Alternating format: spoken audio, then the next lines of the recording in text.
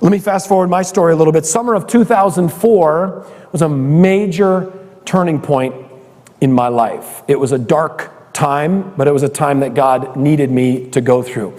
I had been a youth pastor for about 10 years. Amy and I had been married for about 10 years, and we had 3 or 4 children. I really don't exactly know at that point. It kind of blends together. But if you had asked me at that time, Rob, what are your priorities in life as a Christian man? I would have told you that my first life priority is my relationship with the Lord. That's right. I'm going to be asking you lots of questions. If you're not sure, guess God or Jesus, okay? You'll be safe there. But yeah, relationship number 1, my relationship with God. Number 2, for a biblical Christian man, now remember the picture, my relationship with my wife. 3rd, biblical Christian man life priority, relationship with my children. 4th, yeah, my extended family, will wrap all those in there. 4th, we would put our brothers and sisters in Christ in the church. And then 5th, my ministry out there in the world. Okay, that's the rightly ordered Christian heart, the rightly ordered Christian life.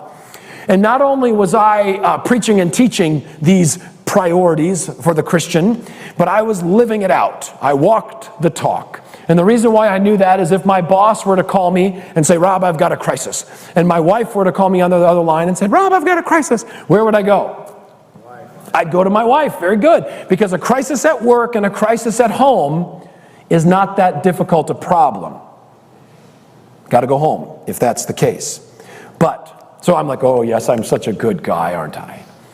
Well, over the course of that summer, God brought a lot of different things into my life and began to convict me with a question about all these priorities I was talking about. And the question was, well, Rob, what if there's no crisis?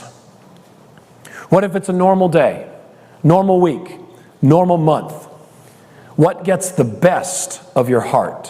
What gets the best of your passion and your vision and your energy and your leadership and your calling? And asked that way, those 5 really great sounding Christian guy priorities completely flipped. Completely flipped. My number 1 passion was my work. Now, of course, my work was very noble as a pastor for Jesus and ministering to people. Now, I was a youth pastor, so listen, my number 1 passion was passing my faith to other people's children. Number 1 passion. Helping other people's families, nurturing other people's marriages.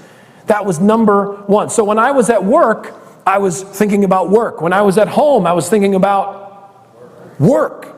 It's just where the fire in my belly and the passion of my life was. So my ministry at church, my ministry in the world, if you will, got the best of me. This was followed by my relationship with my kids. Okay? I was not an absent dad. I was physically around my children, and I wasn't like emotionally absent, okay? I tried to connect with them and have a relationship with them and all those good things. But I had absolutely no plan whatsoever to pass my faith to my own children. No.